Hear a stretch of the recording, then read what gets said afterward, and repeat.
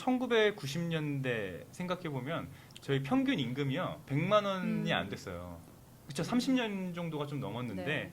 근데 이제 그 소득 수준에 맞게 집값은 이제 올랐던 건데 이제 문제는 이 오르는 이 속도를 폭이 좀 감당이 안 되니까. 그렇죠. 그러니까 집은 오른다는 전제는 네. 이제 감안을 했어야 되는데 약간 수요만 잡기 위해서 그러니까 네. 집값을 하락시키기 위해서 좀 수요를 억제시키는 그런 약이 오히려 좀 독약이 되지 않았나 좀 이런 생각을 네. 해보게 됩니다. 혹시라도 이 영상 보시면서 이제 또 이게 아무래도 정치 이슈랑 연관이 되다 보니까 뭐 그러실 수 있어요. 뭐 우파니 좌파니 하실 수 있는데 이거는 철저히 그냥 밀레니얼의 집값을 직접 체감해 본 사람으로서 그리고 부동산 팀 기자로서 현장에서 맞닥뜨린 이야기를 드리는 거니까 그렇게는 안 봐주셨으면 좋겠고요. 그런 맥락에서 이제 우리에게 중요한 건 미래지 않습니까? 앞으로 집을 살까 말까 난 그게 고민이야 이런 분들 계실 거잖아요. 거기서 빼놓을 수 없는 게 우리가 마지막으로 정리해봐야 할 대선 이슈입니다. 지금 이재명 후보 윤석열 그리고 뭐 홍준표 예비 후보 제가 윤석열 전 검찰총장의 후보 공약을 좀 정리해봤는데 청년 원가주택 30만 호 공급이네요. 역세권 첫집 주택 20만 호 포함 총 250만 호를 공급하겠다. 공급입니다. 그리고 재건축 재개발 규제를 완화하겠다라고 했고 주택담보대출 규제 완화. 청년 신혼부부 LTV 80%로 상향. 3주택 이상 보유자는 대신 대출 규제. 양도소득세 1주택 보유자 깎아주겠다. 종부세 재검토. 3기 신도시 차질 없이 추진하고 1기 신도시 리모델링 하겠다. 정리해보면은 공급을 늘리겠다. 그리고 재건축 재개발 규제 완화하겠다. 그리고 약간 대출 규제 완화하는 쪽이네요. 예, 맞습니다. 네. 이재명 후보는 우리 김원규 기자님이 좀 정리해 주시면 좋을 것 같아요. 이제 기본주택 100만 호 포함해가지고 그 전체 아파트 뿐만 아니라 뭐 여러 주택 공급을 250만 호. 윤석열 전 검찰총장이자 국민의힘 대선 이제 경선 후보자라고 얘기해야 되겠죠. 공급이 똑같고요. 또 이제 장기 공공 임대주택 비율 10%까지 확대. 국토 보유세 과세 이연제도 도입, 분양가 상한제, 건설 원가, 분양 원가 공개, 후분양제 실시. 거기다 실거주 업무용 부동산 세금 부담 완화. 그리고 비필수 부동산에는 징벌적 보유세, 마지막으로 고위공직자 부동산 백지 신탁제 도입 뭐 이렇게 얘기하고 있는데 다 이렇게 하나하나 들여다보면 결국은 골자는 공급이거든요. 공급을 해결해야 된다. 예. 네. 근데 이제 이와 관련해서도 이제 저도 이제 부동산 교수님들이나 전문가들 얘기를 들어보면은 이제 이게 250만 호잖아요. 네. 250만이면은 이게 좀 감이 안 오실 텐데 3기 신도시를 굉장히 이번 정부에서 내놓을 때 야심차게 우리가 공급을 이만큼 내놓겠습니다라고 해서 내놓은 거잖아요. 공급 폭탄이라는 표현을 썼어요. 홍남기 경제부총리께서. 근데 그게 30만 호예요. 그러면 8배를 더 내놓겠다는 건데 이게 과연 현실적으로 가능한가? 4년에 안 된 거를 지금 더 많이 4년에 하겠다는 거네요. 그렇죠. 그러니까 이게 조금 쉽지 않다 이렇게 지금 보고 있죠. 그리고 여기서 보면은 뭐 청년 원가 주택이라고 하면은 벌써 뭐 신혼부부나 청년 관련해서 임대주택만 하더라도 59제곱미터 이하가 기준이거든요. 그거 너무 좁아요. 그렇죠. 이거 좀 해주세요. 왜냐면 너무 좁아요. 그러니까 좀 여기에 대해서 아직 좀 더 현실적으로 좀 더 파악할 필요가 있을 것 같아요. 신혼부부는 진짜 물량을 대폭 늘려주셔야 돼요. 지금으로는 안 됩니다. 그러니까 실제로 이번 그 3기 신도시 1차 물량을 보면은 이제 성남 복정이 있었고 그리고 위례, 인천 계양 이렇게 뭐 이제 대표적으로 예를 들 수가 있었는데 여기서 가장 경쟁률이 어디가 셀까 이렇게 생각을 해보면은 분당과 가까운. 그러니까 저희도 기자들 사이에서 이제 성남 복정이 가장 핫하네. 핫할 거라고 생각을 했잖아요. 근데 인천 계양이 경쟁률이 가장 많이 높았어요.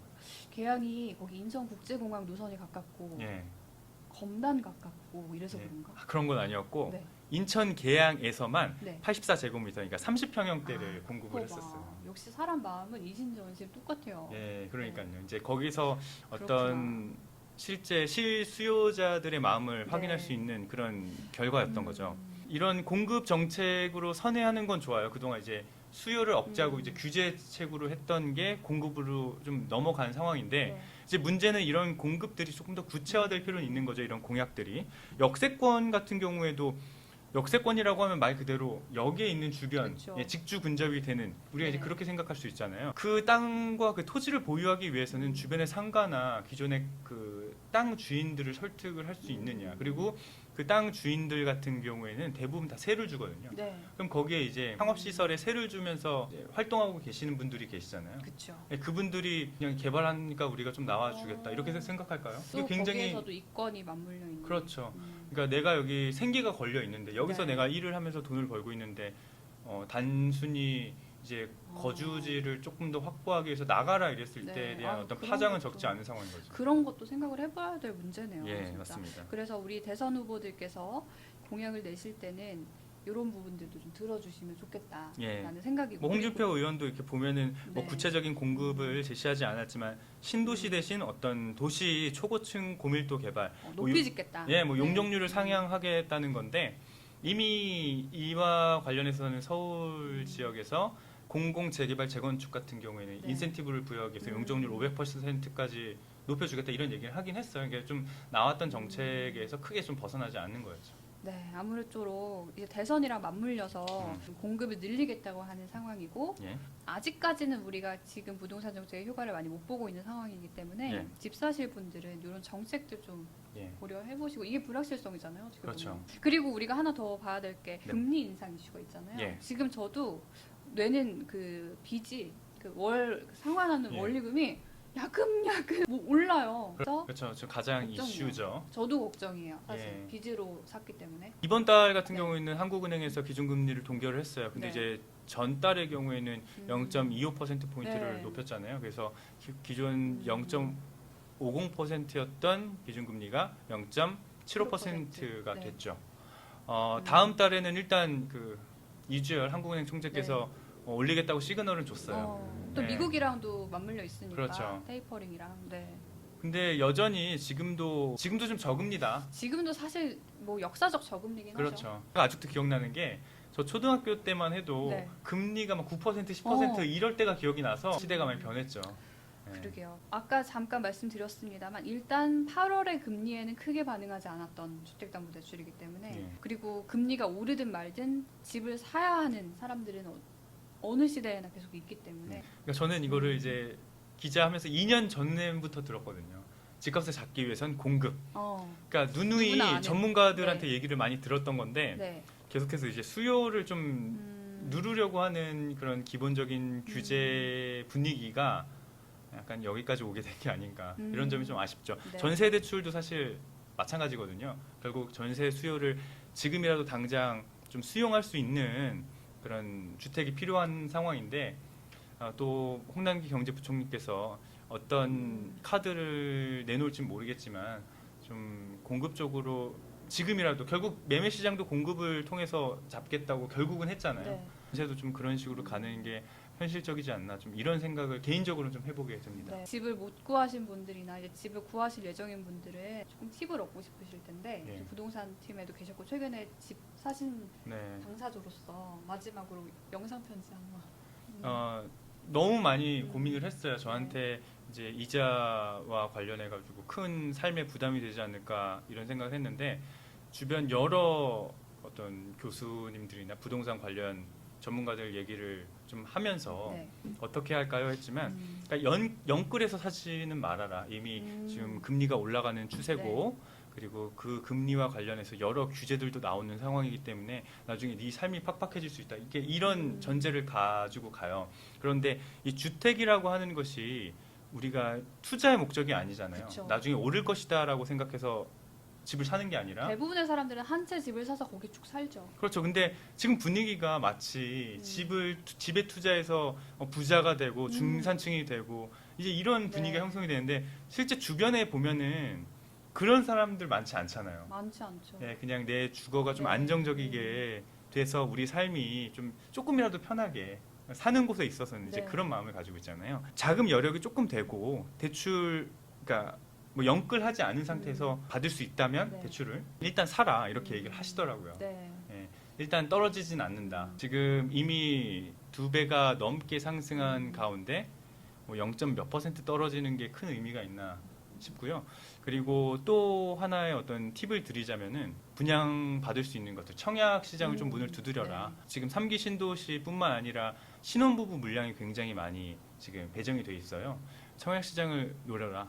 네, 이렇게 좀 얘기를 드리고 싶어요, 저는. 네, 그래도 행복하게 살려고 집도 사고 하는 건데 결혼도 하고 막 집값 때문에 대출이 안 돼서 혼인신고를 못하고 이런 일은 없었으면 좋겠고 내가 소득이 너무 많아서 우리 그게 많은 것도 아니거든요. 사실 그렇죠. 다들 열심히 일하는 거잖아요. 그렇죠. 일하는 사람들이 조금 힘 빠지지 않게 일을 하고 돈을 모아서 집을 사는 게 조금 당연한 것처럼 여겨지는 사회 분위기가 됐으면 좋겠어요. 저는 그러니까 매번 여러 사람들을 만나잖아요, 취재하면서. 진짜 막 한숨만 쉬고 하소연을 많이 하시거든요. 네, 그런 분들 좀 힘내셨으면 좋겠네요. 네, 저도 그렇게 생각이 듭니다. 그리고 요즘 뭐 부동산도 오르고 주식도 오르고 코인도 오르고 그 열차에 탑승하지 못한 평범한 이제 저 같은 사람들은 많이 상실감을 느끼는 지금 시대잖아요. 맞습니다. 그리고 힘내셨으면 좋겠습니다. 예, 마지막으로 좀 말씀드리고 네. 싶은 게, 그러니까 이제 뭐 집을 사고 안 사고를 떠나서 집값이 오를 것이다, 내릴 것이다. 사실 이런 얘기하는 게 이제는 좀 의미가 없어요. 의미 없죠. 예, 네.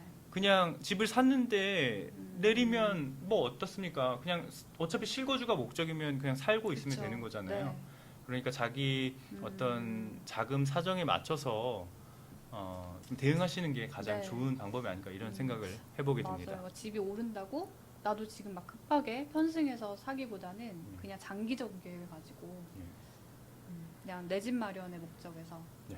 청약도 많이 도전해보시고 하면 좋겠습니다. 저도 동감이네요. 네.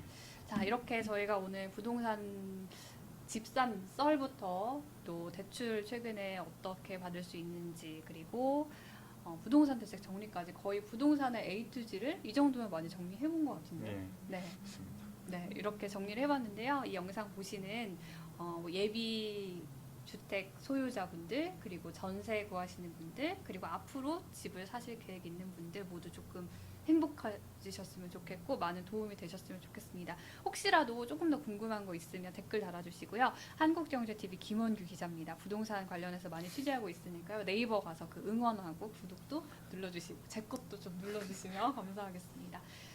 그럼 이제 마칠까요? 예. 네, 고맙습니다. 감사합니다.